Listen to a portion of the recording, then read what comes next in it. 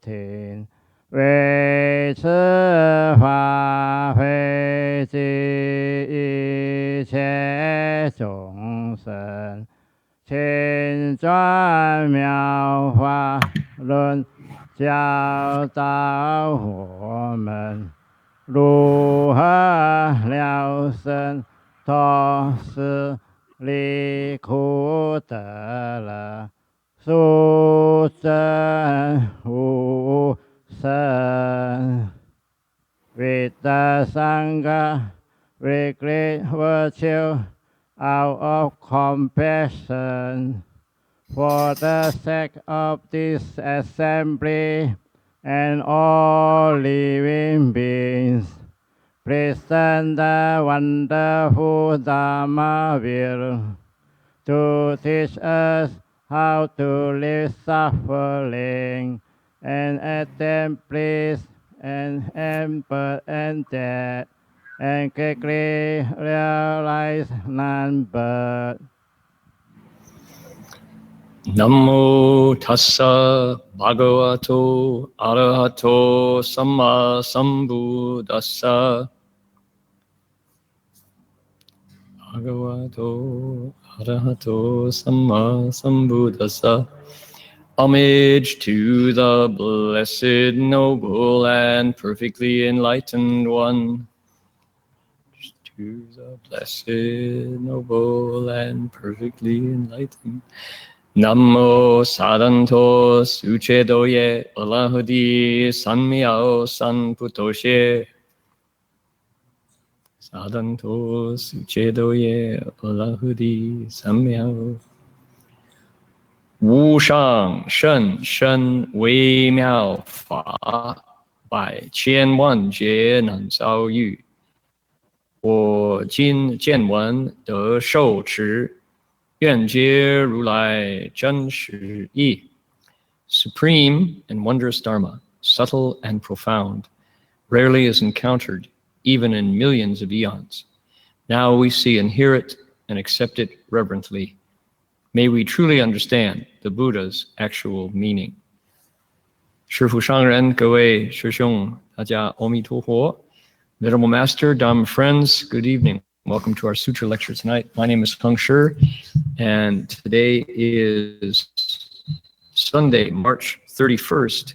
If you're in Queensland, it's Saturday, March 30th, back in California, the end of the month. And welcome. We're going to be explaining, exploring, investigating the Flower Garland Sutra tonight, the 10 Stages chapter. And in order to do that, I want to, first of all, invoke some spiritual presence. And here it is on your screen, if you can see the screen. It's going to chant in Chinese, and the meaning is there on the screen as well. This is a request. We're inviting the Buddhas and Bodhisattvas of the Flower Garland Sutra to draw near, to bless our event, our gathering, and to make it possible for us to open our own wisdom, compassion.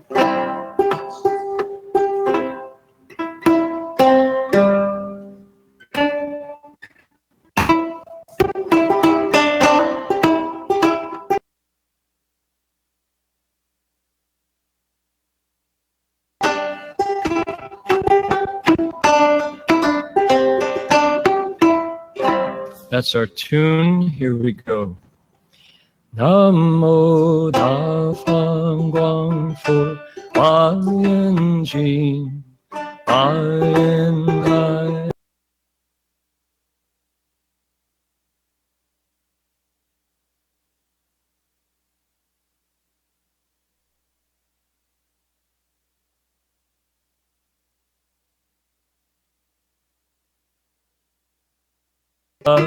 Namo Da Hua Yan Jin Hua Yan Hai Ho Pu Sa Namo Da Hua Yan Jin Hua Yan Hai Wei Ho Pu Sa Namo Da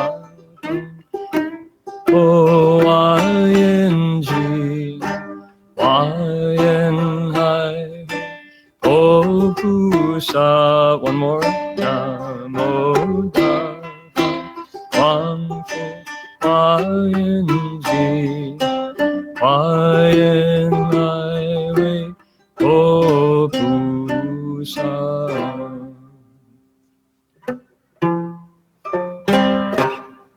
There we go.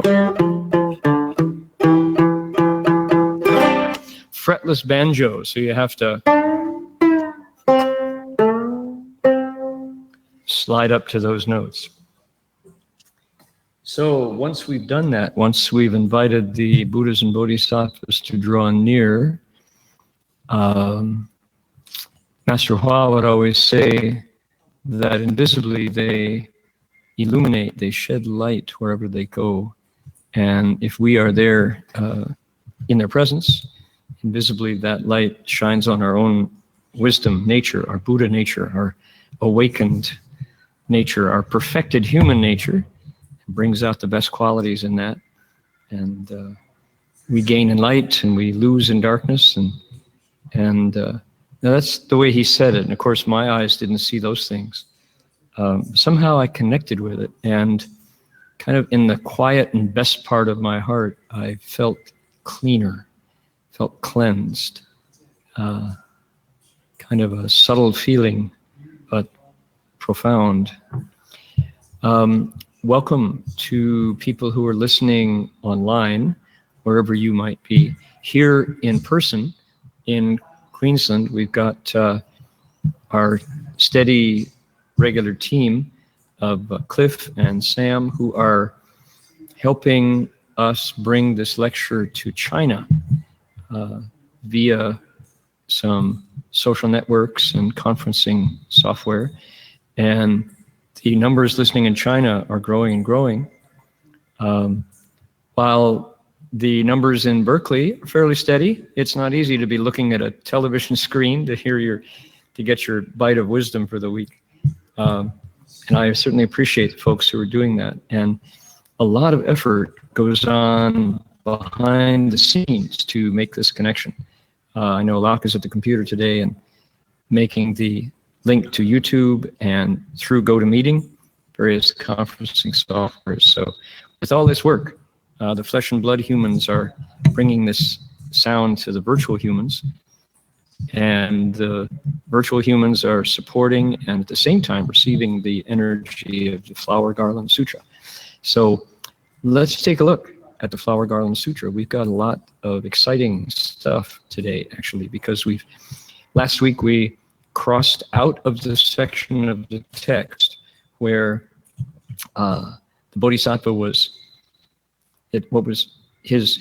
what he was learning was being described in great detail. 10 lists of things the Bodhisattva learned about how living beings think. And this time, we get to the core of the 9th stage. And this happens in each one of the 10 stages. There's a heartbeat, the new material presented in the chapter that the Bodhisattva is going to master. He or she has been presented with, which allows him to do something that he couldn't do on the 8th stage, 7th stage, 6th stage. Now on the 9th stage, it becomes his or her new identity. We're going to find out what that is today. So if you've been with us all along, this is the payoff, you could say. Okay, we're here with Fodzi Pusa Sui Shun Ru Shi Zhi Hui Ming Zhu Shan Hui Di. We'll start there. English is disciples of the Buddha, the Bodhisattva who accords with wisdom such as this. Okay, that's where we begin. Here it is on the screen. If you have it, if you have a book in your lap there in Berkeley, you're all set. Here we go. 佛子菩萨随顺如是智慧，名住善慧地。住此地以了知众生诸横差别，教化调伏，令得解脱。Okay. Disciples of the Buddha, the Bodhisattva who accords with wisdom such as this, is said to abide upon the stage of wholesome wisdom. Once he or she abides upon the stage,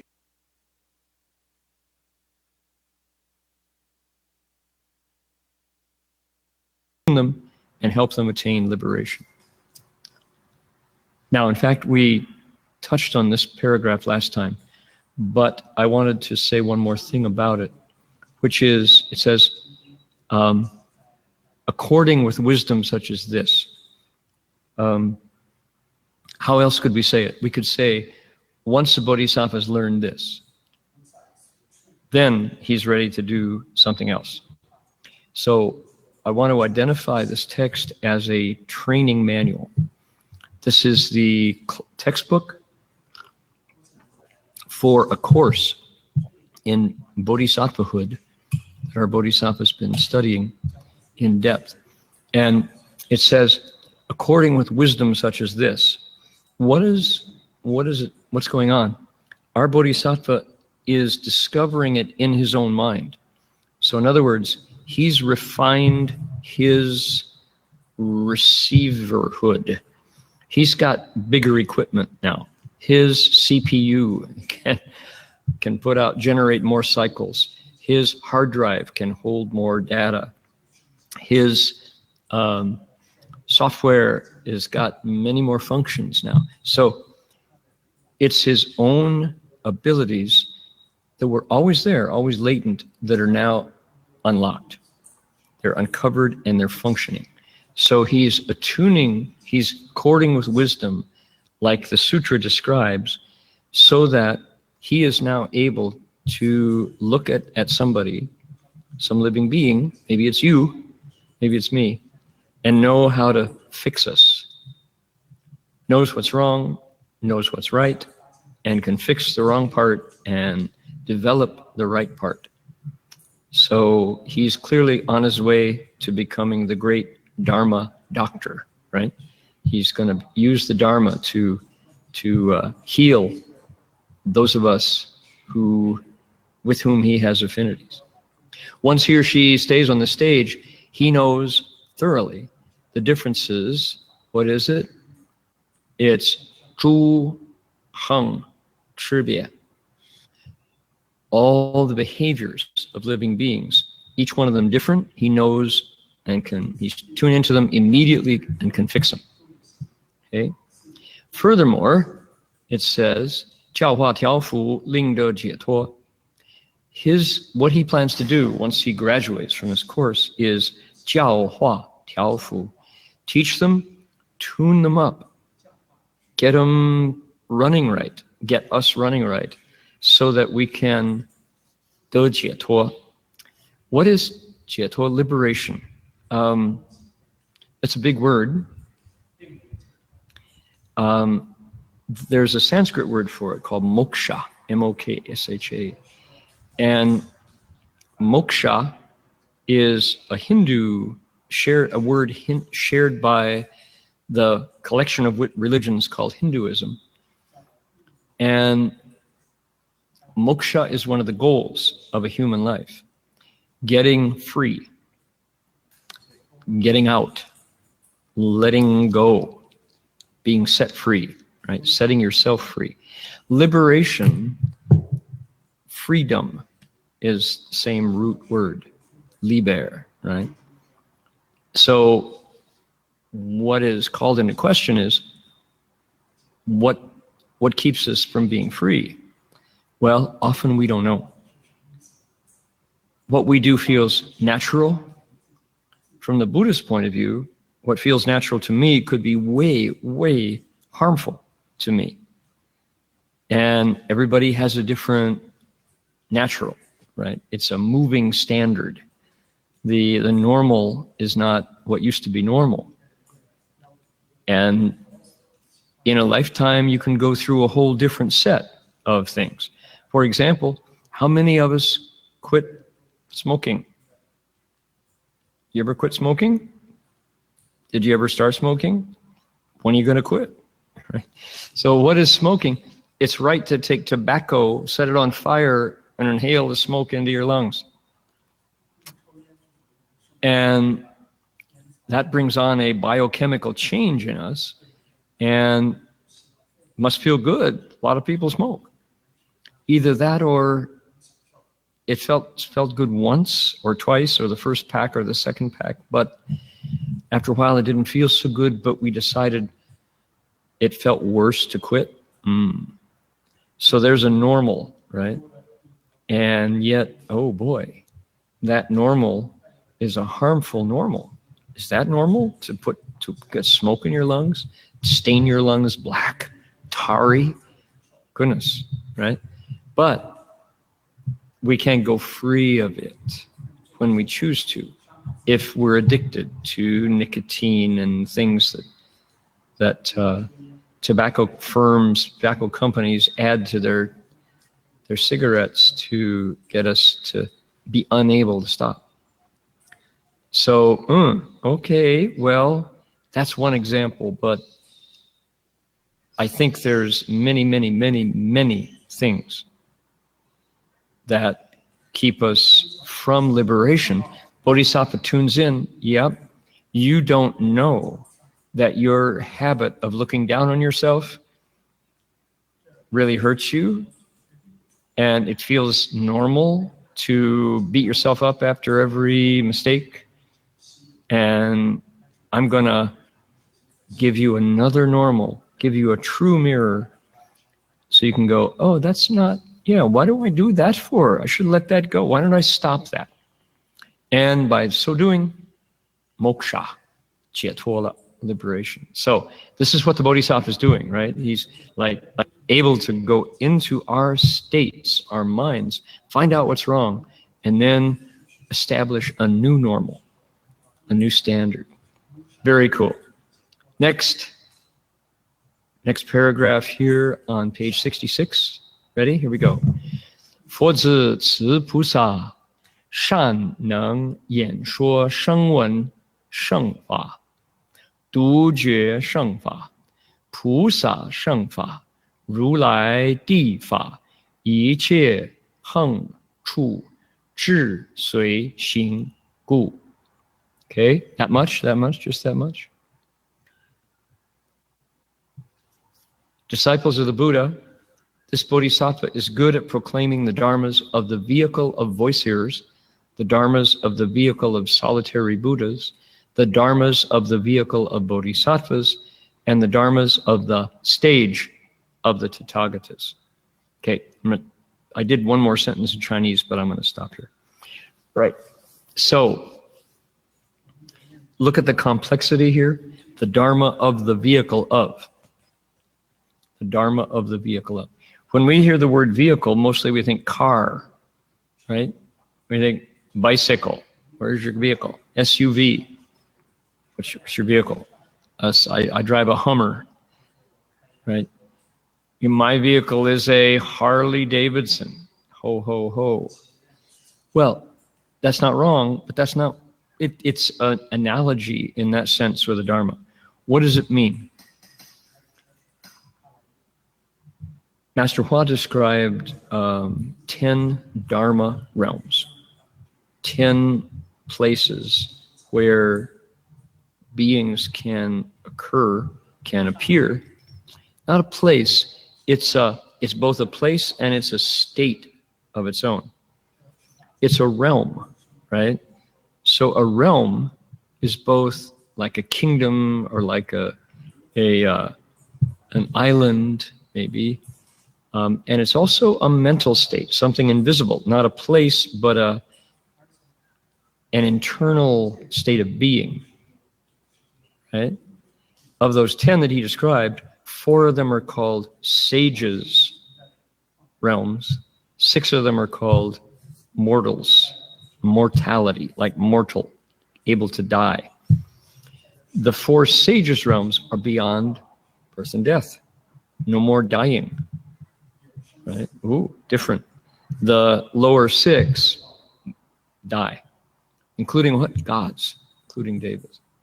So all of the descriptions so far for the 9th stage has been about living beings who are also dying beings. 死生, 众生, 众死, to be 众死, right? the multiple deaths, not the multiple lives. So here, at all of those descriptions, the 10 of this, the 10 of that, the 10 attributes, the 10 marks, that was living beings, dying beings. Now, the Bodhisattva knows about what it's like to be immortal, right, beyond death, but in a special way. The 4 sages of Buddhism, which are voice hearers, solitary Buddhas, Bodhisattvas, and Buddhas. Okay, everybody ready? You following me? Doug Powers would say, you understand this much? Okay. What are they? These are people like you and me who are able to meditate really, really well. And when they meditated, they got very quiet. And bit by bit, they transformed the contents of their mind, their body, and their karma to the point where there was a big change inside. And they crossed over from mortal to immortal. Was the Buddha an immortal? He could have lived as long as he wanted had he chosen to. So now there are degrees in this. There's not one kind of immortal.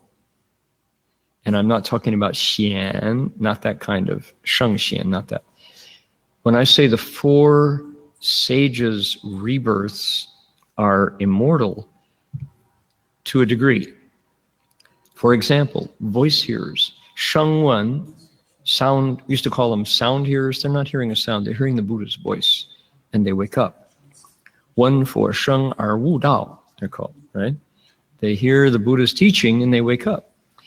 They can have 7 more rebirths, 1 more rebirth, no more rebirth, and then arhatship. Those are called 4 stages of arhats. Lohan, si sheng, si guo, e lohan, san guo, er guo, chu guo, e lohan, right? So, immortal. They know when their last birthday is going to be. No more birthday cake.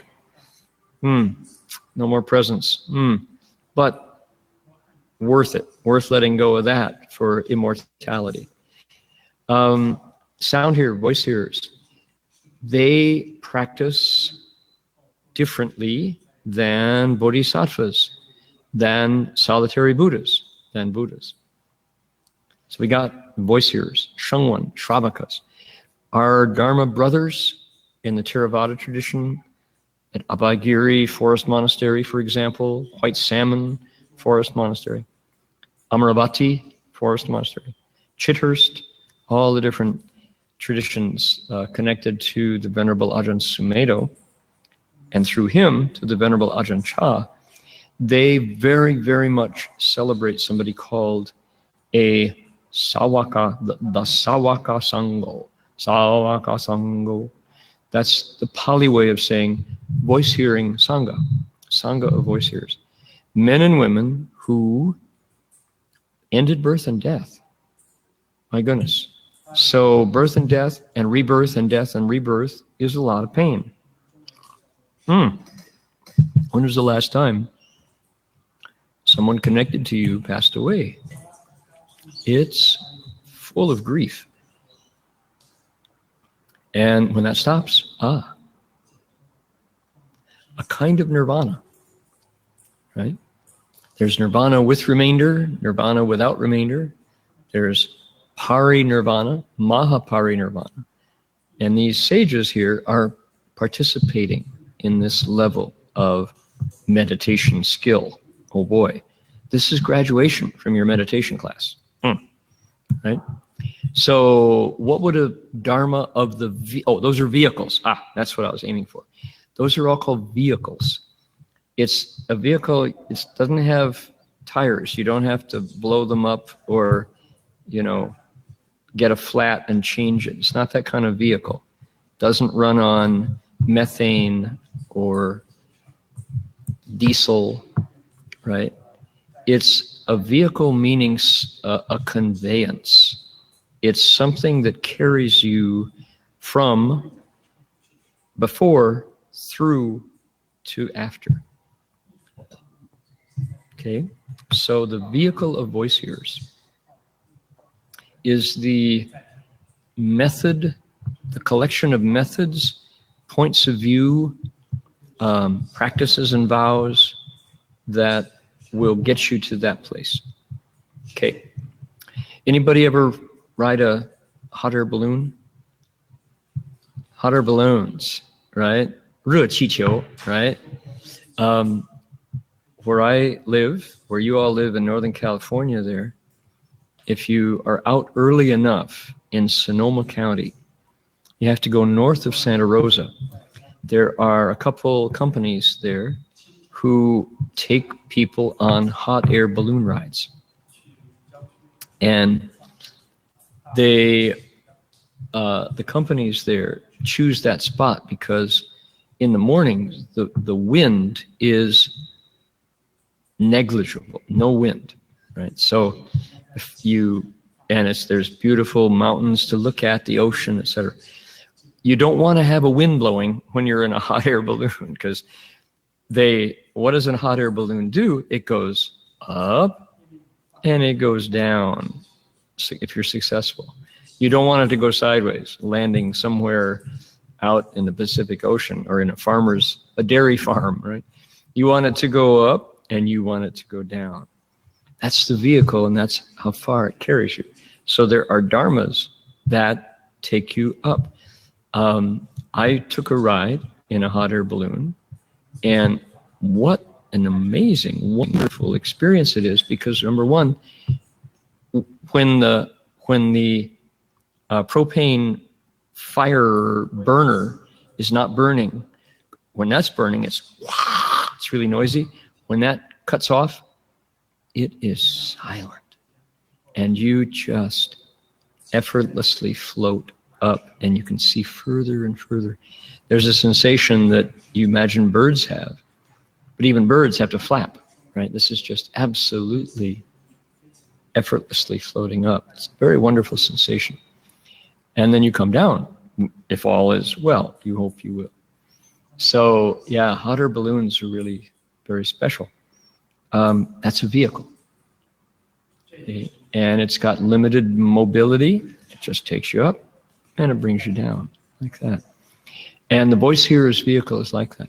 What do they use to take you up? They use wisdom, seeing through, understanding the nature of suffering,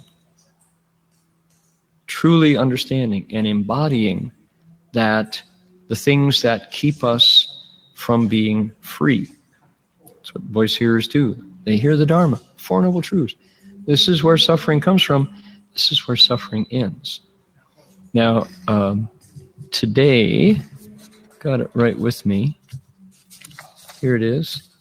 Today, in the meditation class here in the Gold Coast, I explained the Metta Sutta. Here's the Metta Sutta. And the Metta Sutta, Sutra of Loving Kindness, because I have a kind heart myself, I actually printed it out for all of you online. Here we are. Here's the Metta Sutta. If I'd been really kind, I would have sent it to you, the translators. I didn't do that. Here's the Metta Sutta. And you can see how short it is. One refrain, wishing in gladness and in safety. May all beings be at ease. Again, may all beings be at ease.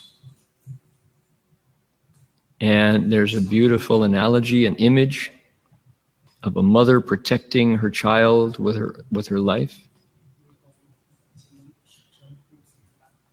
There's an encouragement. One should sustain this recollection. Do this, says the Buddha. This is said to be the sublime abiding. That's a skillful translation of a line that says, this is where the gods live. This is the abode of Brahma, where things are pure. This is the form realm. If you can do what the Metta Sutta is telling you to do, right? And look at the final line. If you don't hold to fixed views, you have a pure heart, your eyes are clear, your sense desires are gone, you will not be born again into this world. What's that? That's the vehicle of the voice hearers. Okay? Different from the Bodhisattva, but marvelous in its own right. So the Metta Sutta, we're not going to go into it in detail at the moment, but I just wanted to say, here's the practices of the vehicle of the voice hearers. Don't hold on to fixed views. Let your views follow the Dharma. Keep your heart pure. Keep your vision clear. Let go of the things that your senses push you into saying, you want this, you need this, better get this. No, let that go. You can transcend the world. You can become immortal to rebirth. Okay. Here is a Dharma of the vehicle of sound hearers, voice hearers. Okay? Got that? That's an example of what the Bodhisattva is doing here. Okay, the vehicle of solitary Buddhas, the Eightfold Path. The Dharmas are the vehicle of Bodhisattvas. For the solitary Buddhas, the Pratyeka Buddhas, probably the 12 links is the Dharma of that vehicle that we want to talk about. What does that mean? The 12 links of conditioned co-production. Pratitya Samutpada, has a Pali name for it. What is it? It's how the world is made. It's how we come back. And if you can proclaim the Dharma of the vehicle of solitary Buddhas, you understand how to unmake the world. You can unmake your future incarnation so you don't come back. You ever said, I'm so sick of my family, I just want to get out of here? I'm tired of this place. I didn't ask to be born into this family. I just don't belong here. I have no affinities here. I stop the world, I want to get off. Stop the world, I want to get off. So, Anthony Newley, right? So if that's your state, you want to hear our Bodhisattva proclaim the Dharmas of the vehicle of a solitary Buddha, the 12 links, and you can do it. What is it? Ignorance, conditions, pulls along activities. Wuming yuanxing, activities, pulls along conditions, links onto consciousness. Wuming yuanxing, xing yuan shi. Right? Consciousness itself, shi yan ming se. It pulls along name and form. Oh, one by one by one. All these links tug the next one into being. Tugs it into being, and the whole tragedy, the whole comedy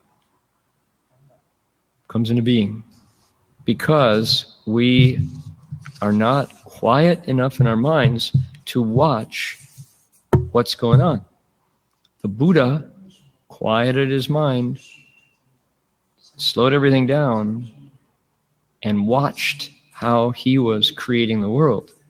And then he said, so as soon as I stop ignorance, then I no longer condition activities. When I stop activities, consciousness no longer pulls along. The chains break. And what's revealed to you is, they say, the great bright field of light, which is the Buddha nature. So that's the Dharmas of the vehicle of solitary Buddhas. What are the Dharmas of the vehicle of Bodhisattvas? In English, it sounds so clunky, doesn't it? That's the 6 paramitas: kindness, compassion, sympathetic joy, serenity. Living beings, infinite as they are, I'm going to take them all across, to save them all. Right? Afflictions, as infinite as they are, I'm going to end every one of them. All the different ways of practice, too many to count, I'm going to master every one of them. And the Buddha's path, how many Buddhas have you met in your lifetime? There aren't that many of them. I'm going to become a Buddha. 佛道无上誓愿成. I'm going to walk the path to Buddhahood. So, bodhisattvas, vehicles, hard to do. It's hard to even let go of anything. Who wants to 吃亏? Who wants to take a loss? Nobody. Nobody wants to be a loser in the eyes of the world. But if you can, you're walking the path of the bodhisattvas, and you will be known to Buddhas and bodhisattvas who are already there. That's not, they say, gong bu tang juan. Nothing that you do in cultivation is wasted or it goes unnoticed. The world, the marketplace may not applaud, but it's not wasted, right? And the moon has this bright side and it's got this dark side to it. And half of the day is dark. So much of our lives, we are not in a body, and that's when the loss that you took when you were in a body, if you did it selflessly to benefit others, that's when it's money in the bank for you.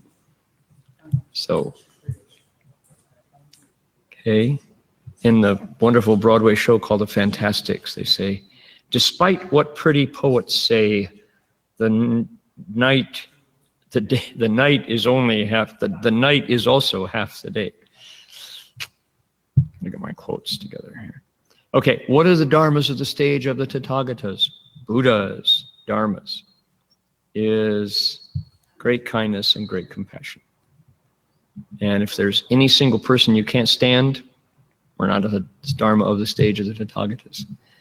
Like our Metta Sutta today, we're saying how hard it is to, even as a mother protects with her life her child, her only child, so with a boundless heart should one cherish all living beings. It's hard when you see how cruel living beings can be and how unwise, you know. So I'm tempted to talk about school shootings and things like that, but I won't. It's just, I want to keep us in the Avatamsaka realm for as long as we can here. Are we ready for the next chunk? Let's see. This is, you've all been so patient listening to the sutra. I want to,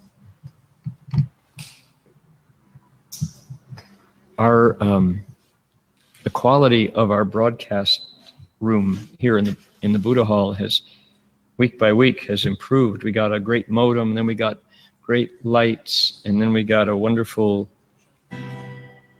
guitar speaker, guitar amp.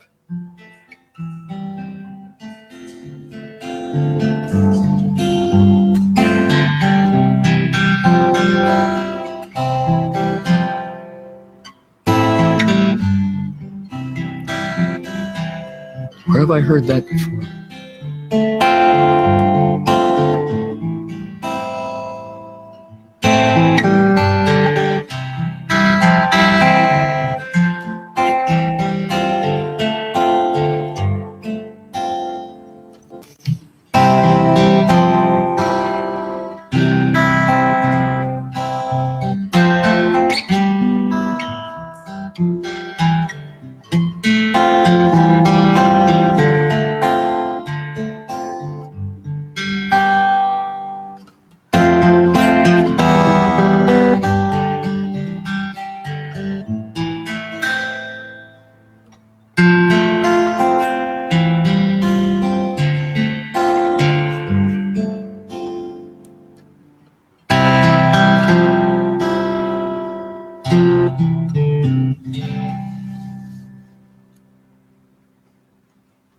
Talk about habits. This summer I'm going to be teaching meditation for musicians mindfulness and performance at the Swananoa Gathering in North Carolina, and with some of the world's finest guitar players and singers and songwriters and people who gather around music are often some of the kindest hearted people. And I'll be co-teaching. I'm teaching at the invitation of Steve Boffman, good friend of mine, wonderful musician and philosopher. And as I put my fingers on strings and make them vibrate, I'm going deeply into this experience of what it means to make music. And one of the things is so funny, this is apropos what? Apropos practices of vehicles, okay, living beings practices. I want to teach my students to be mindful when they reach for their instruments and to not change their mental state as soon as they do that. And I have to laugh because the mentality of, oh, I'm now going to play my fiddle, mandolin, banjo, guitar, harp, flute. It's a piano. It's a strong mentality. And I want to start with, where does your mind go when you touch your instrument? And one of the things that I'm going to be teaching is breath. How breath is so significant in producing sound. Or, like, how does breath keep a guitar player mindful? Not directly, other than as soon as your mind goes into stage fright, your breath is compressed. And so what's funny about this, and the reason why I wanted to bring it up was, as soon as I reach for my guitar, I crunch over. And I catch myself and I go, okay, there, sit. Keep your neck up, just don't move, right? And then I think, as soon as I want to learn something new or pay attention to my sound, crunch, right? It's so strong and so hard to break. The habits based on our emotional fears of not sounding the way we want to sound, not being liked for the song, not being good enough, right? All of those things. As soon as we reach for our instrument, habits come in, and oh my goodness, it's strong.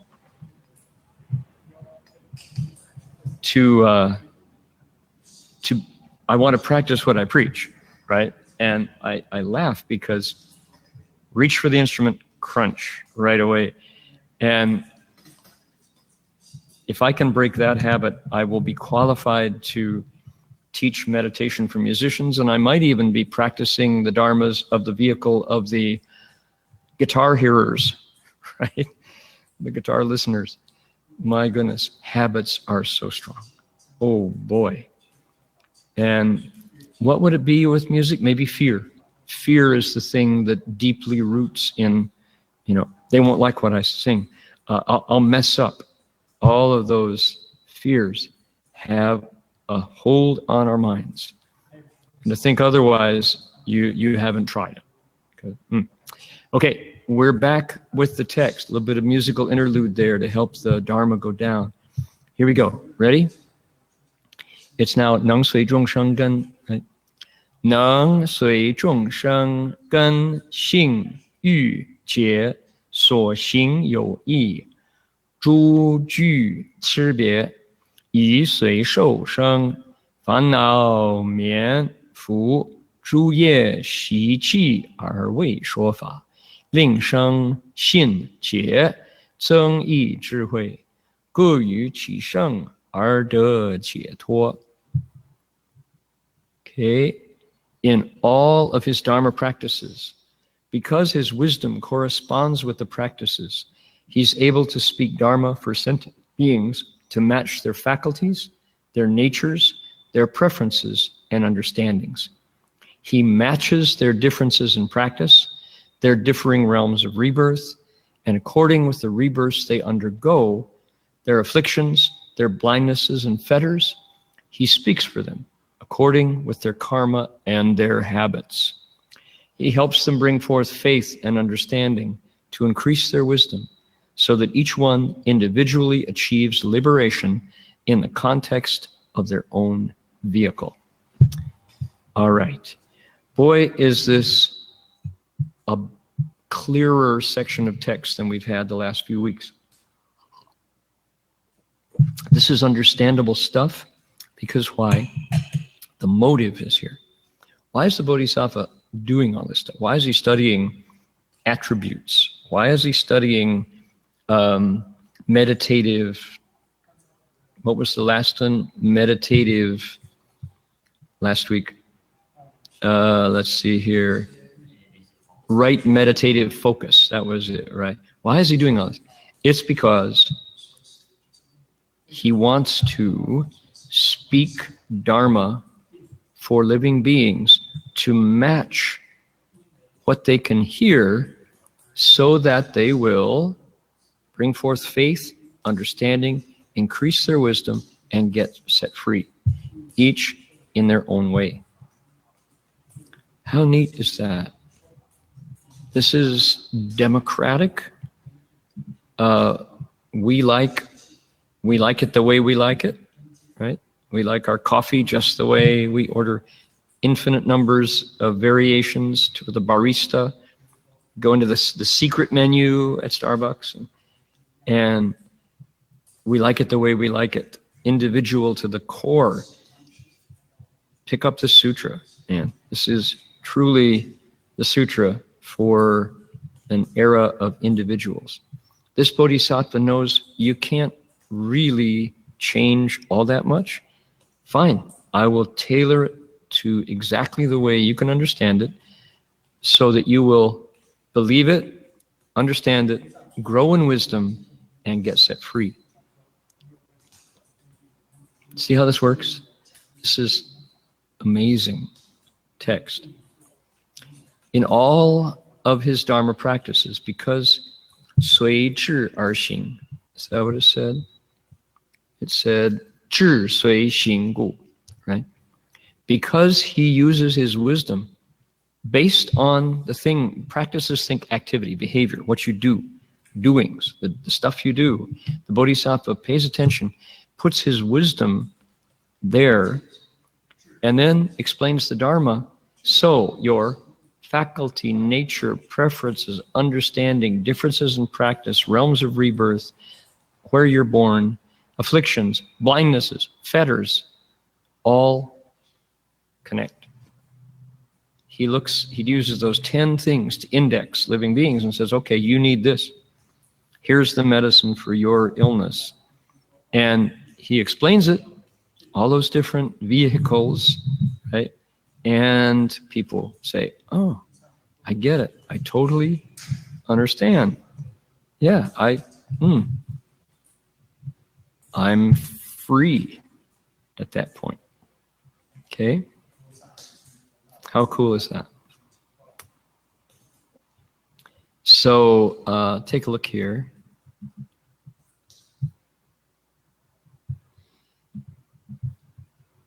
What I heard here was amazing interfaith teaching. This bodhisattva can teach everybody in the context of their own vehicle. Suppose he's saying, does this bodhisattva teach Methodists? You bet. Here in Australia, it's called Uniting Church, Methodist. Does this bodhisattva teach Episcopalians? You bet. Here in Australia, it's called the Anglican Church. Does this bodhisattva teach Evangelical United Brethren? Hallelujah. EUB. He absolutely does. I don't know if EUB is here in Australia. Does he know how to teach Muslims? Absolutely, he does, in a way that sets them free. Does he know how to teach Jews? He can quote the Torah from memory. He will tell you stories about his bar mitzvah and bas mitzvah, and they get it completely. Here in Australia, there's lots of Jewish people, each in the context of their own vehicle. Are they scientists, not religious at all? The Bodhisattva is able to explain it in terms of testing and data and methodologies and theorems, and can please people whose minds bend towards measurement, and they wake up. So think about teaching each living being in the context of their own vehicle in terms of interfaith. How splendid. You don't have to stop being a Mormon in order to have the Bodhisattva show you in your nature where that connects to the universe. And de jie tuo, here's the Chinese word, jie tuo, jie, third tone, tuo, second tone, jie tuo, tuo, 第一声还是二声? Tuo, second tone. 解脱, first tone. 解脱, okay, first tone. So liberation, what liberation? What does that mean? Liberation, libra, free, right? Freedom, moksha. I was thinking, how do you explain liberation? It's a funny word. We understand freedom, but I remember this wonderful conversation where the student is talking to his teacher. The student's really upset because he's been paying money for meditation class, going to mindfulness classes and retreats, and just totally frustrated. Nothing's working, right? He still has anger, and he's still full of doubts, and sometimes happy, sometimes really miserable. And so he says, I want to get free. I want to be free. I want to be free. How do I get free? And the teacher calmly in a quiet voice says, well, tell me what's tying you up. And the student thinks for a minute and is speechless. Yang Kou. Right? Yako Wu Yan opens his mouth, nothing to say. And the teacher says, no, you see how well I've set you free? He said, what is tying you down? What is tying you up? You think, what is really tying me down or tying me up? The answer is silence. Oh, I've set you free. And of course, the beauty of that story is that often the things that we see as our biggest obstacles are they only exist in the mind. They don't have any other physical restraint to them, right? So simply by saying, bring them out and show me, that's often enough to cause the obstacles to reveal themselves, right? Nothing there to begin with. So we have to let them go. It's that we're clinging so tightly to the things that tie us up. It's not that the things that tie us up are so sticky or the knots are so hard to untie. Just let them go. So the Bodhisattva uses those and teaches us how to gain liberation. How wonderful. Each in the context of our own vehicle. So does this mean you can sit in your Lexus SUV and get liberated in the context of your own vehicle? Is this called drive-through liberation? You can do it all in your car? Maybe so. Maybe you can order a fully electric car. Can you order a Tesla with some liberation in it? I want it in the context of my vehicle. No. Okay. I'll let that one go. Now, here we are. Today I said this is the deal. This is the core of it. This is the heart of it. This is we've gotten to the tofu and broccoli, not the meat and potatoes. Here it is. Here's the paragraph. You ready? Here we go. We've been waiting for this. 佛子菩萨住此善慧地，做大法师，具法师恒，善能守护如来法藏，以无量善巧智，其事无碍变，用菩萨言辞而言说法。Got it? We ready? Here it is. Disciples of the Buddha, the Bodhisattva who abides upon the stage of wholesome wisdom serves as a great dharma master. He is replete with the practices of a dharma master and is able to guard and protect the Tathagata's storehouse of dharma skillfully, employing limitless, skillful, expedient wisdom. He uses the 4 types of unobstructed eloquence and speaks as bodhisattvas do in proclaiming the Dharma. That was the point of the 9th stage, is to become a Dharma master, a great Dharma master. And well able is Chinglish, never mind. We missed that one. Skillfully. To say, what do we say in English? Good at. This bodhisattva is good at guarding and protecting the Tathagata's storehouse of Dharma. What does that mean? It means that this bodhisattva's got he's been around. This is not his first rodeo. This bodhisattva has looked at a lot of alternatives and decided that the Buddha's description of what's really going on in our bodies and minds is the most valuable thing humanity's come up with. The storehouse of Dharma means the body of wisdom that the Buddha left behind when he described how he got liberated from suffering brought on by leaving your body again, coming back into life again, leaving your body again, getting old, getting sick, dying again and coming back again, and all the stuff involved. That was painful. And the Buddha said, I see now. Craving is the builder of this house. O house builder, I see you at last. You will build no house anymore. Your ridgepole shatters. Your rafters all fall down. My mind realizes the unborn. And craving comes to an end. That's what the Buddha said upon awakening. And that's valuable. That's valuable stuff, right? And so our Bodhisattva looked at that and said, well, this is good. This is better than any Hollywood film, better than any New York Times best-selling book.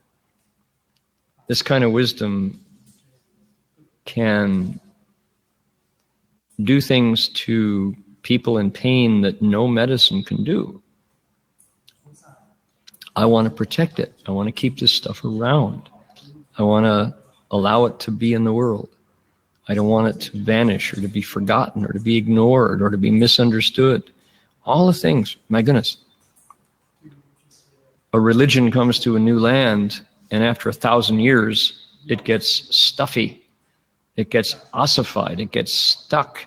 It gets calcified. It gets institutionalized. It gets kicked up to heaven where it's no longer around, right? Truly, truly, truly. Oh my goodness. What is happening with the Tathagata's storehouse of Dharma in most of the Foshu-yuan in China? I'm sorry to say it. It's true. It's also true in Taiwan. It's also true in Northern California. what happens to most of what the Buddha taught?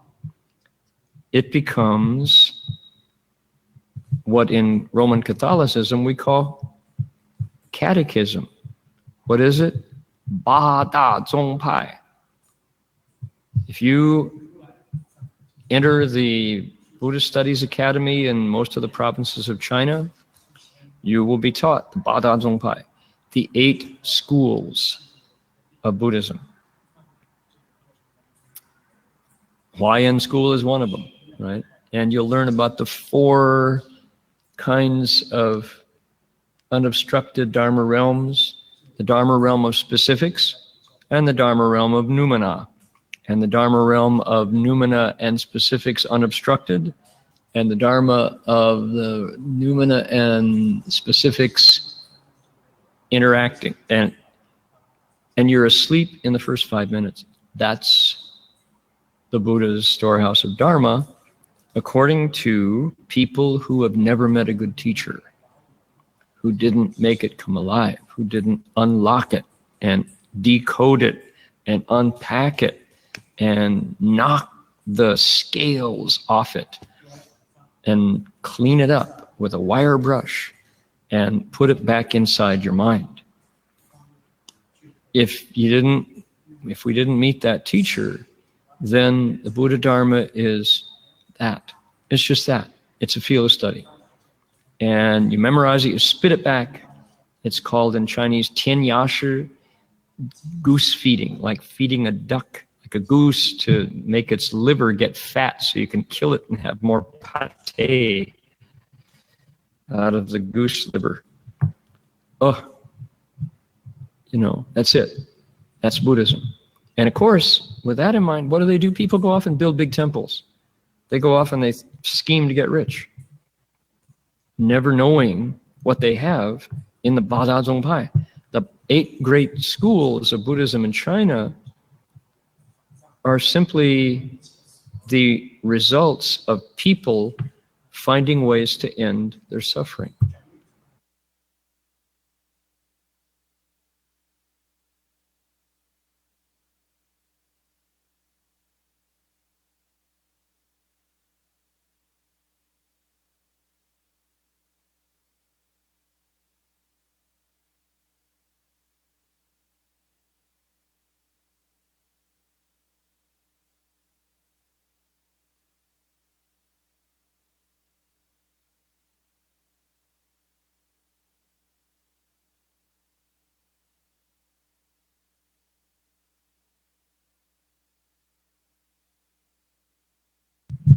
It's alive. It's priceless, right?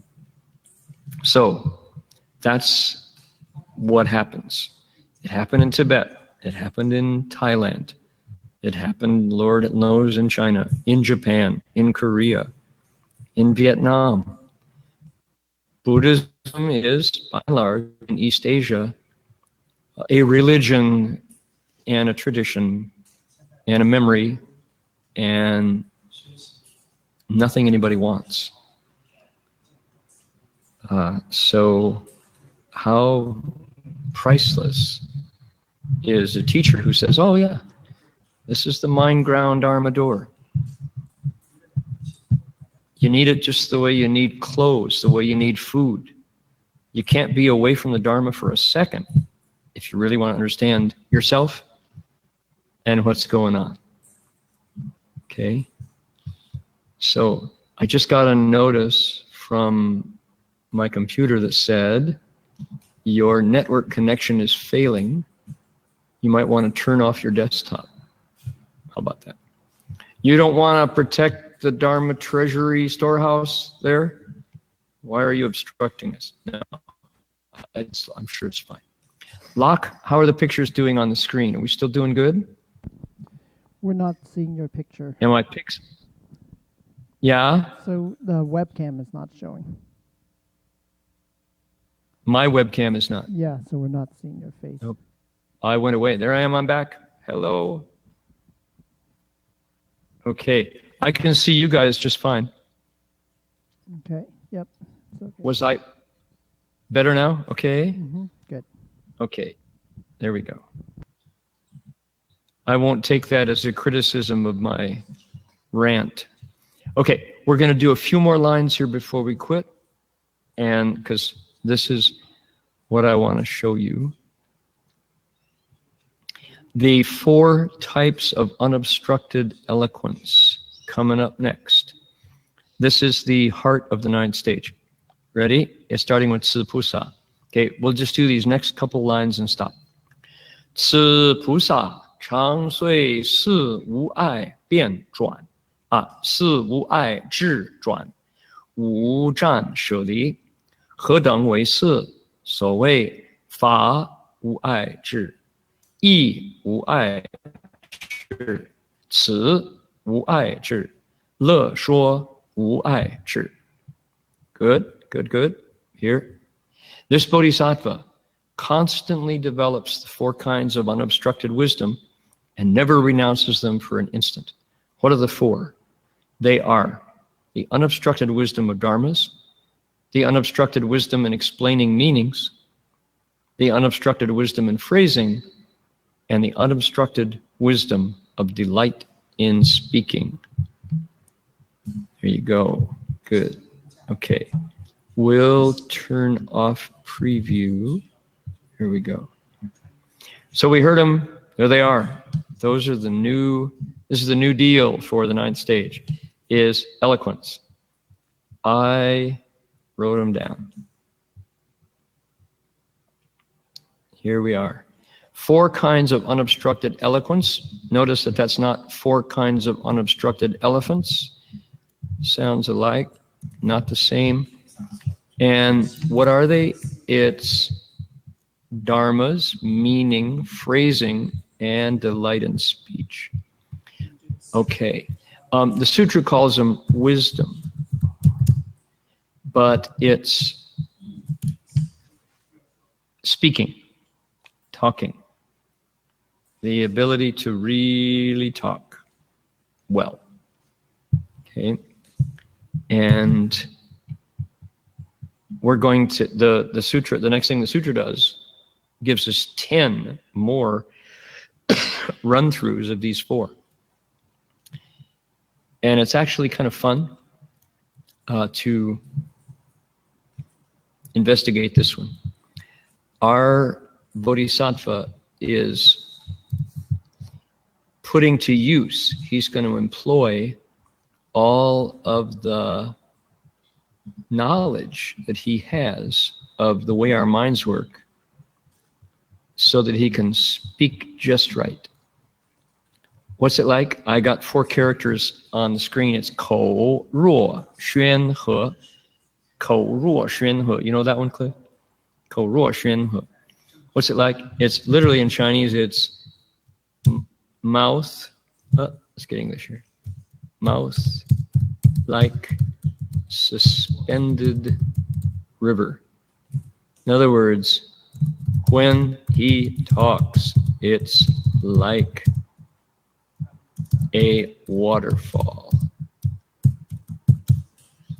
Right? What, or when she talks, what's a waterfall? Oh boy, you know, it just keeps flowing, keeps rolling. And that's how this bodhisattva talks.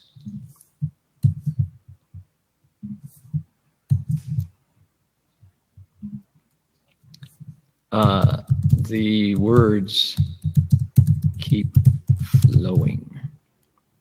Okay. And what's neat, again, it's not glib, it's not slick, it's not phony, you know, it's not like a used car salesman. He's not like a politician who will say anything to get elected. There are 4 specific areas where this bodhisattva displays his unobstructed eloquence. And the first one is dharmas, or dharma. Let's do dharma. Unobstructed eloquence in dharma. And what that means is, we're going to find out. The sutra is going to give us 10 different breakdowns of it, right? So we'll be clear about it when we're done. But what it means is, he has looked, or she could be a she completely, she has looked into, through her own effort, through her own meditation, what principles she finds inside. For example, filiality. Filiality never made sense to me. I wanted to get the keys to the family station wagon and hit the road. That was the American ethos. Let's get out of here. I'm out of here. And the idea that somehow my parents had anything to do with my happiness, not that I knew of. It's really pathetic. And clearly it was such a turnaround to get to Gold Mountain Monastery and find Master Shen Hua was known as Bai Xiaozi. He's a filial son who was deeply connected to his mother's well-being. That he really wanted his mother to be, actually, he wanted her to be liberated from him. Now think about this. Wait a minute. Hold on. Hang on to this idea, right? He spent 3 years by her graveside after she died. And the goal was to repay her kindness so that in the future they wouldn't have to meet again. Why? He didn't like her? No, he loved her so much that he didn't want her to see him as her son ever again. Because why? Because he understands how moms are with sons. Moms put their sons' well-being before their own. Master Hua wanted to set his mother free. He didn't want to ever be her burden again, even though she loved him, he loved her, like a good son, like a good mom. He wanted her to go on to her own liberation. So he decided he would spend 3 years just meditating on her behalf and repaying kindness. Filiality is a principle rooted in our nature. It's hardwired. That sense of 知恩报恩, wanting to recognize kindness given to me and to repay it. Is that Buddhism? 同体大悲, same body, great compassion, is filiality from the perspective of the Bodhisattva. Not only does this woman, has she been good to me, not only am I related to my physical mother, there is no difference between the substance of my body and the bodies of every single living being, past, present, and future, in the water, in the air, in the land, in fur, in fins, in gills, right? All the same, just one earth, air, fire, and water, binding together with karma, warming up when we incarnate, having blood, having consciousness, having breath, and then dying and recycling. No difference. And we're connected, right? So filiality, that principle, yeah, it's a Buddhist principle because why? It's simply talking about seeing the connection, seeing the non-difference, and then stepping into a place of responsibility for it. I'm not going to simply say, oh yeah, well, thanks, Mom. I'm going to do something about it. Master Hua did. Imagine, from age 16 to 19, 3 years of his life, he could be out making a fortune, making a living. He didn't.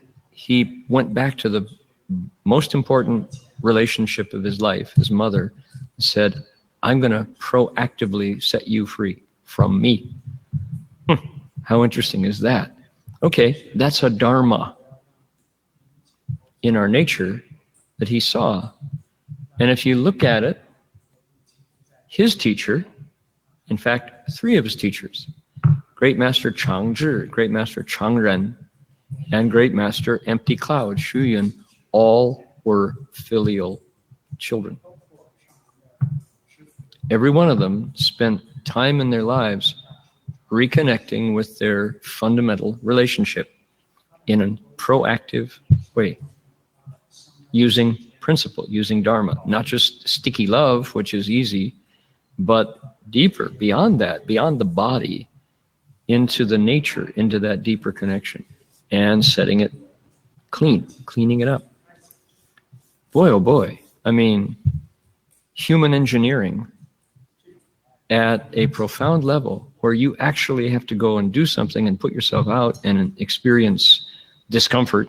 It's not easy sitting by a grave in Manchuria, summer and winter, 3 times through 12 months. Whoa.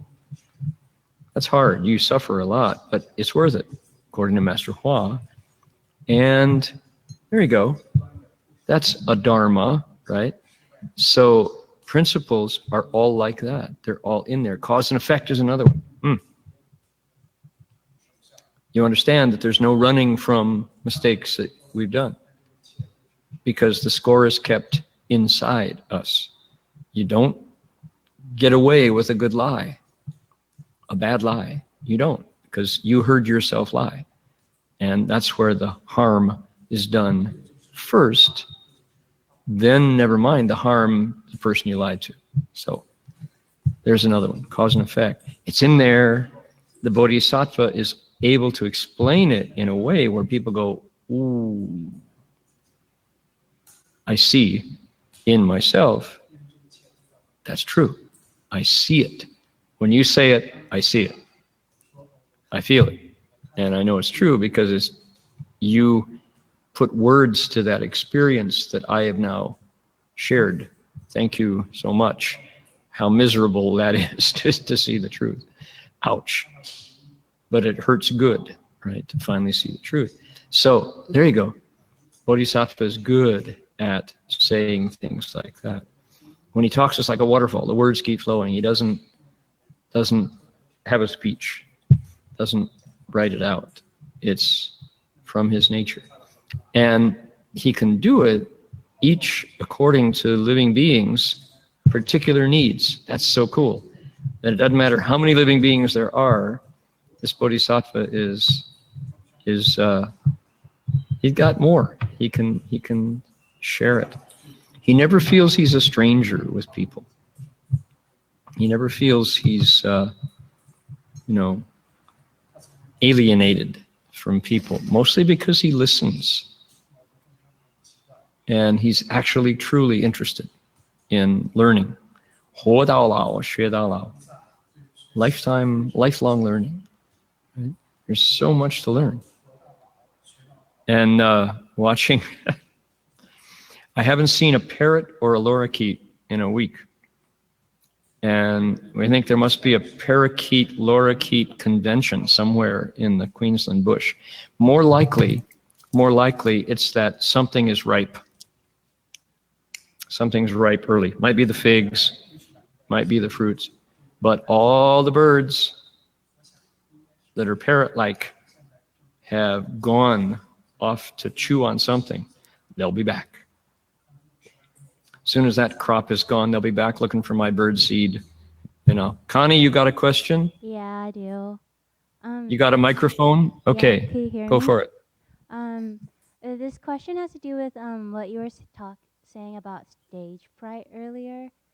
I notice I have it too when I'm playing and I'm kind of performing, not really. And then like in the middle of it, I would I guess how you would describe it, my breath would compress or I guess I'm asking what do you do when you're already in that stage fright in the middle of performance? Is there a way out? Okay, that's my question.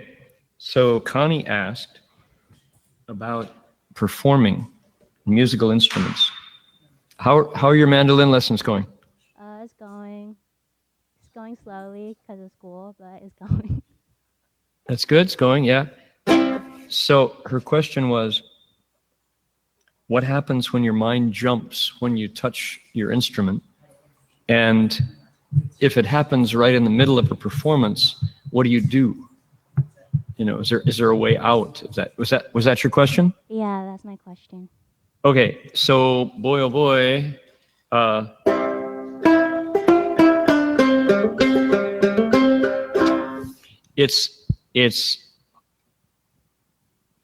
you have to develop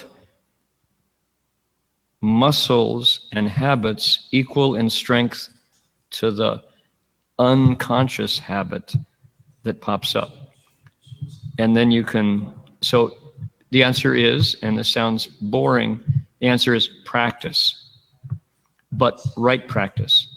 And if you can do it enough times correctly and have somebody point out, it didn't happen that time, did it?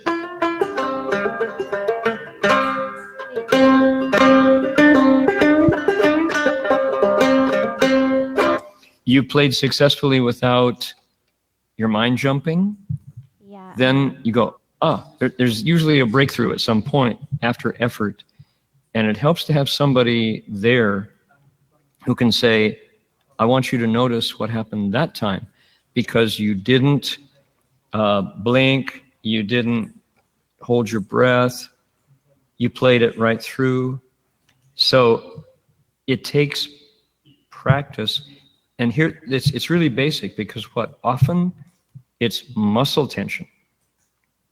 You tense up. And where does the muscle tension come from? The muscle tension comes from holding the breath, often. Because if you were just breathing normally, you wouldn't get tight. Where does the holding the breath come from?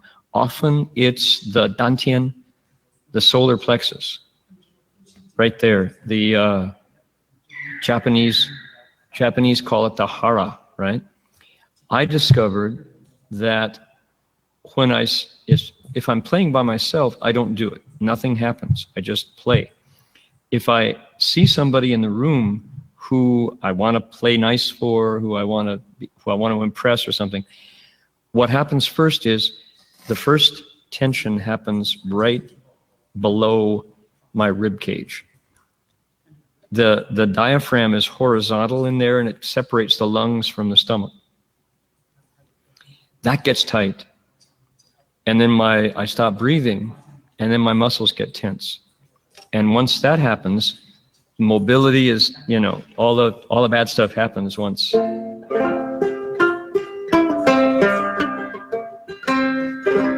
Once those things take place. So you have to unlearn that. And often you need somebody beside you who can point out and say, oh, look, you did it again. Oh, you did it again. What was your thought just then when you did that? And having a teacher be able to number one, you tell them the problem. Number two, they have cured it in themselves.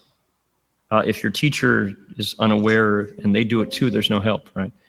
But if your teacher can show you what you're doing and you're honest with them, then you have a chance to go, oh, that's a habit. Can I get another habit, a healthy habit of...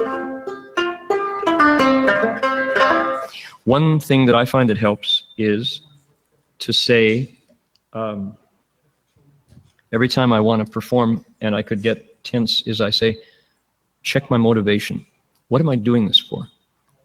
Am I doing this to give to others, even as simple as plunk, plunky, plunk? If so, I'm giving to them. Why would I get tight? That's not going to help. It's going to obstruct. If my intention is to please people, to benefit them, to make a gift of music, that's good enough. That is a reason not to get tight, right? So the question I ask is, what's my motive when I play?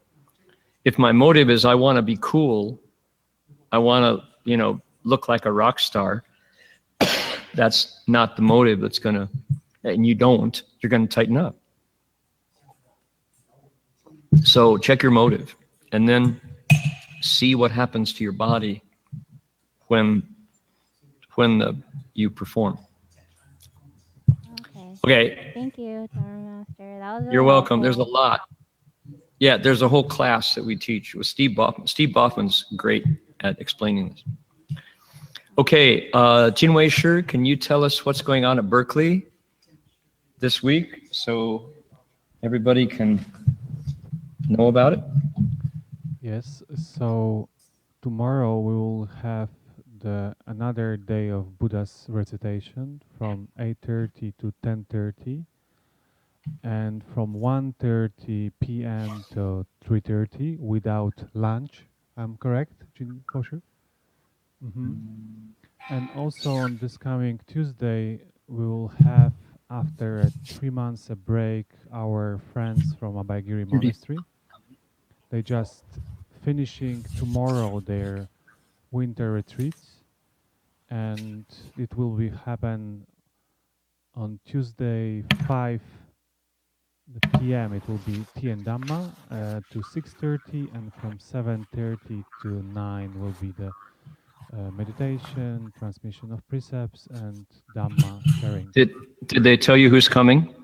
I didn't receive yet any email, but I suppose it will be Ajahn Karunadamo probably. Yeah, Ajahn Karunadamo and or Ajahn Ajahn Yaniko. Yeah, or maybe Okay. both of them. We'll see. Good. Yeah, this is the first Tuesday after the winter retreats.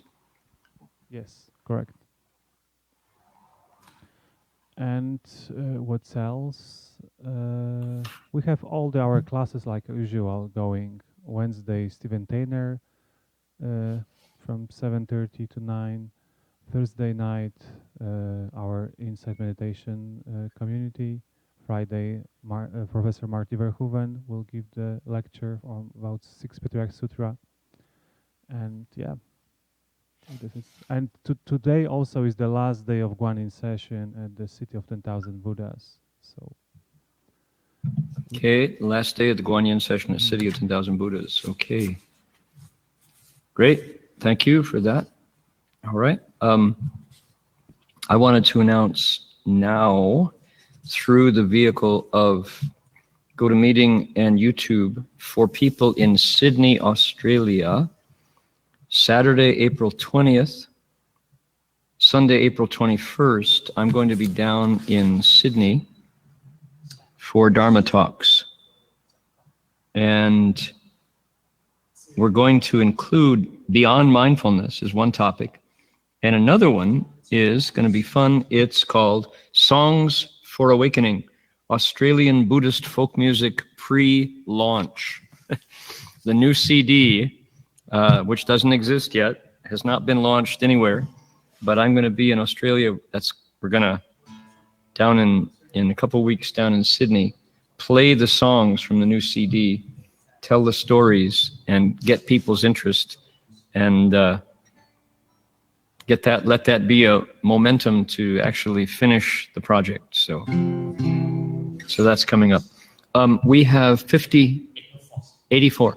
Okay, I want to know from Locke, how many people are listening online, if you don't mind? We have 84 in China. Are we going to just simply surrender to the Chinese, or can we? We have 50 people online. 50 people online. Oh my goodness. Come on, America. Come on. Go USA. Make this network great again, right?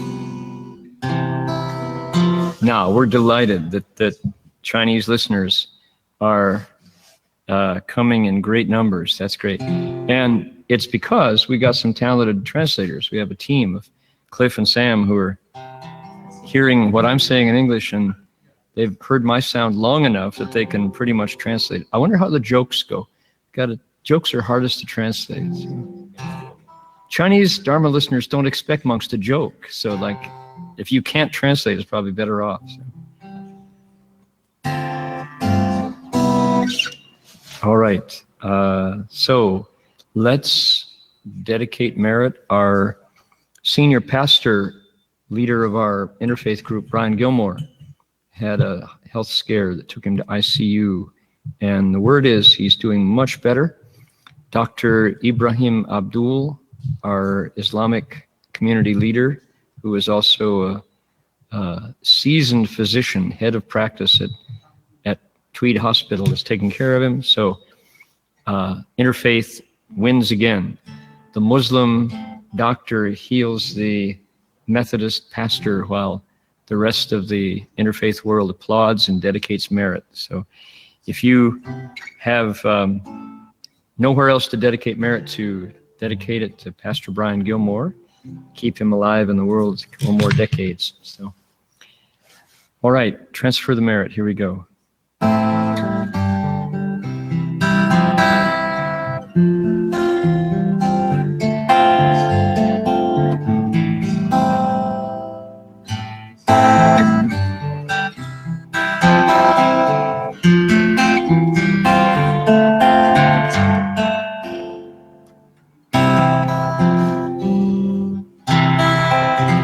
May every living being, our minds as one and radiant with light, share the fruits of peace with hearts of goodness, luminous and bright. If people hear and see, our hands and hearts can find in giving unity. May our minds awake to great compassion, wisdom, and to joy. May kindness find reward. May all who sorrow leave their grief and pain. May this boundless light dispel the darkness of their endless night. Because our hearts are one, this world of pain turns into paradise. May all become compassionate and wise. May all become compassionate and wise.